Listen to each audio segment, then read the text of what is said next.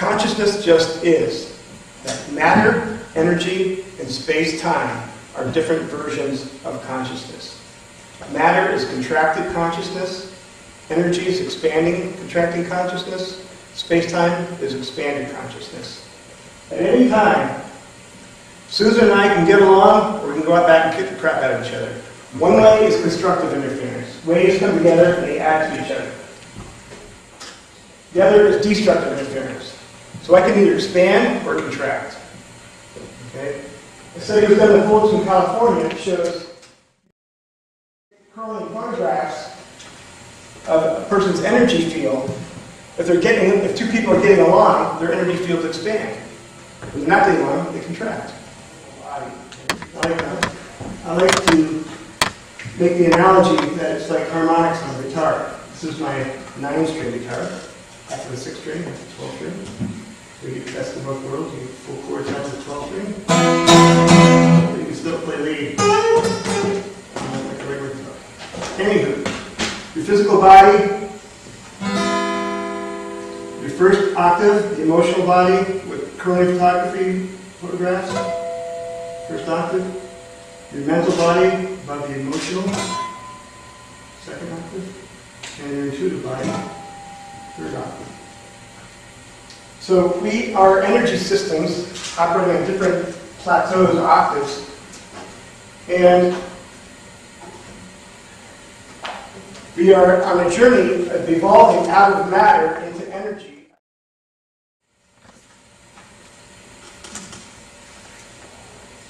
That is my identity, the I, not the me, John Foley, that is in 2011.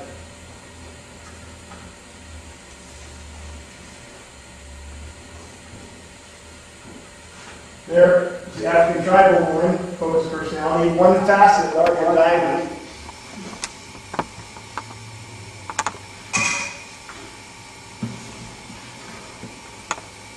There's a medieval monk.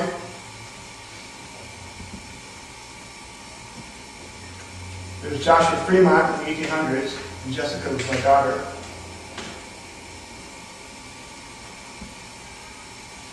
And here I am, John Foley, in 2011. And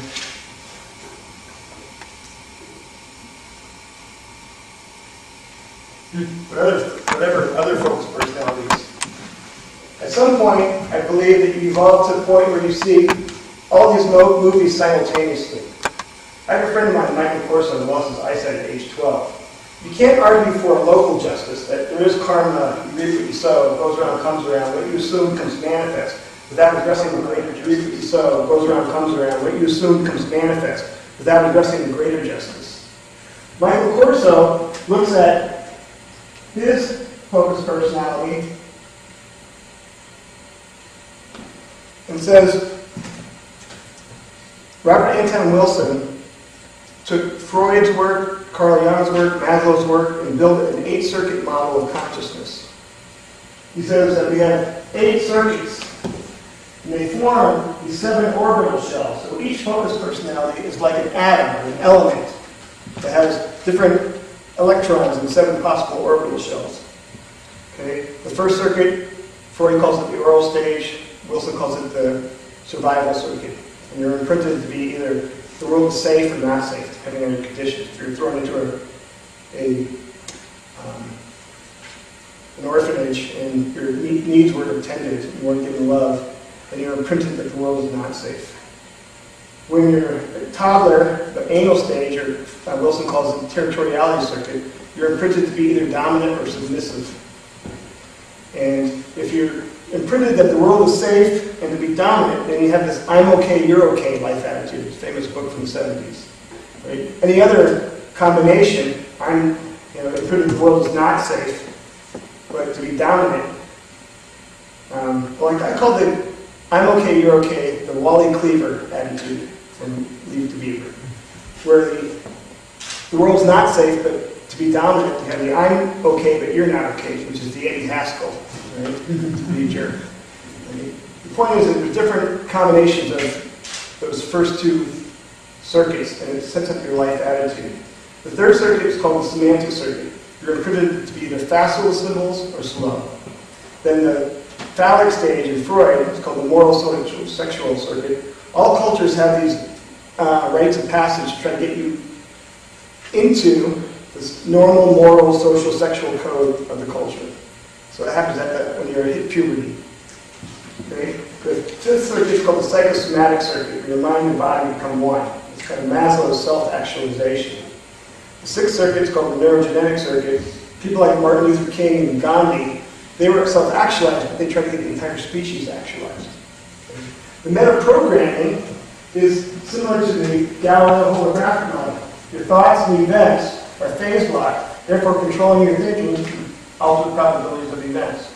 You meta-program, therefore you start to see how cool the hologram can be. You literally rewrite your programming on a daily basis. You visualize and it becomes manifest. Then the quantum non-local circuit is the A circuit. That's the conversion of Siddhartha into the Buddha, Christ on the mountaintop, Moses in the burning bush, any mystical experiences where you perceive reality briefly at the quantum non-local level. Everything becomes one. It's kind of like an orgasm. You can't hang there. You have to come back. So these 8 circuits form 7 orbital shells. And my guess is that the greater justice is just due to ionic and covalent compounding. All right? You have different electrons at different levels, these orbital shells, and these focused personalities eventually combine to form larger gestalt structures.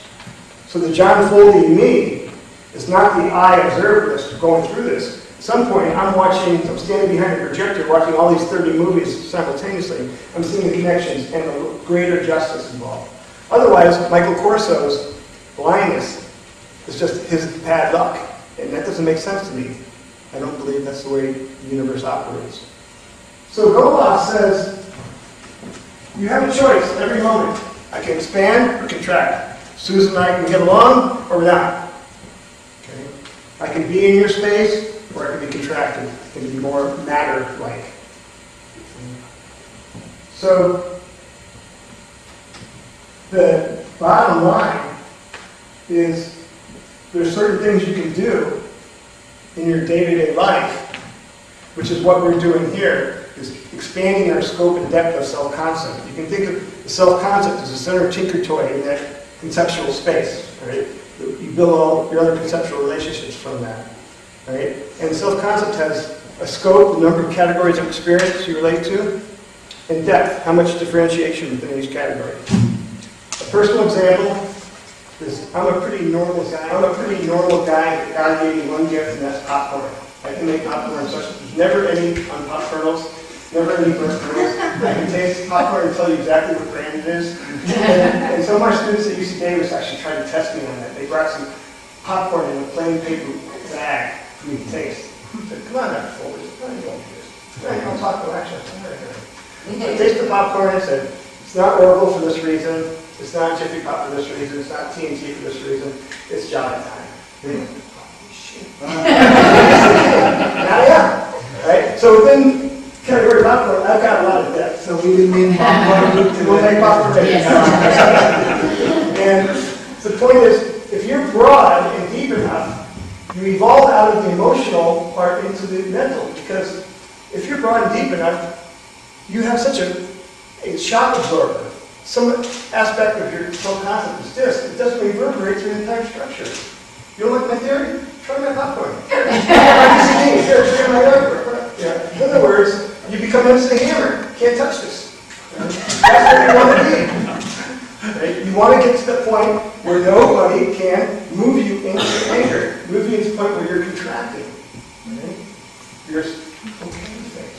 You can expand. Right? That's the point. You broaden your scope and depth of self-concept. You practice focusing your attention. Meditation and visualization are flip sides of the same coin. Visualization is focusing on some event we want to manifest in the future. Meditation is shutting down your mind and learning how to focus on one thing, whether it be a mantra or 10,000 Hail Marys, it doesn't matter. It's like hitting a single note on a piano. Okay? You hit this middle C over and over again. Right? All the other notes that are C start to ring in resonance with that. The notes that are F's and G's ring in resonance. Right? You're literally plugging into the cosmic wall socket.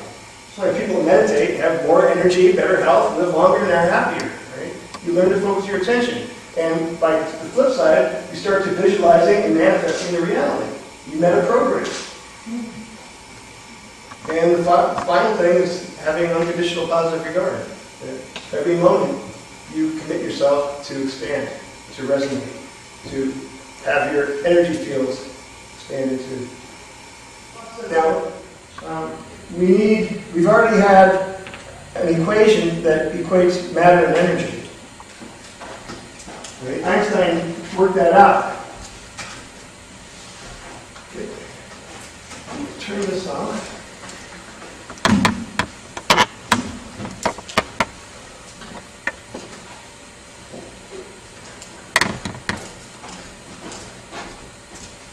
If you take de Broglie's equations,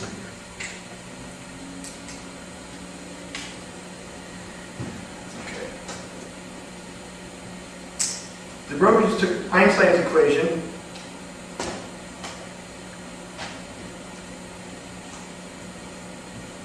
and Planck's equation and said, well, if E equals that and equals that, then MC squared equals HV. H is Planck's constant, V is frequency. So the higher the energy, the higher the frequency. Okay? Divide through MC squared. Then we have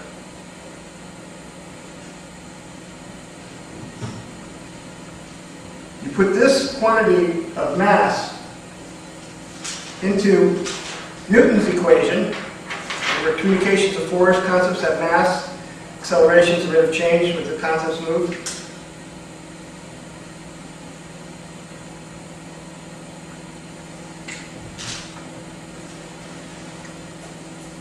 So we're using this as mass. And as you have a velocity component of acceleration, well, velocity can't go any faster within mass anyway than the speed of light. We have a wavelength component of frequency, which is lambda.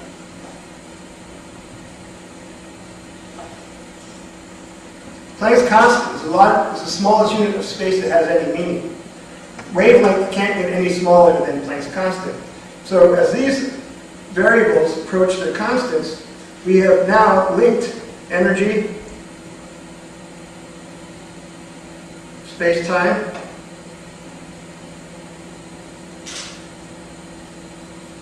and mass.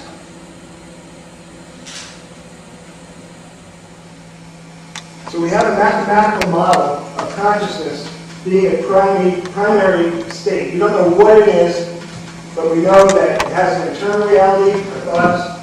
It has an external reality, our four-dimensional hologram events.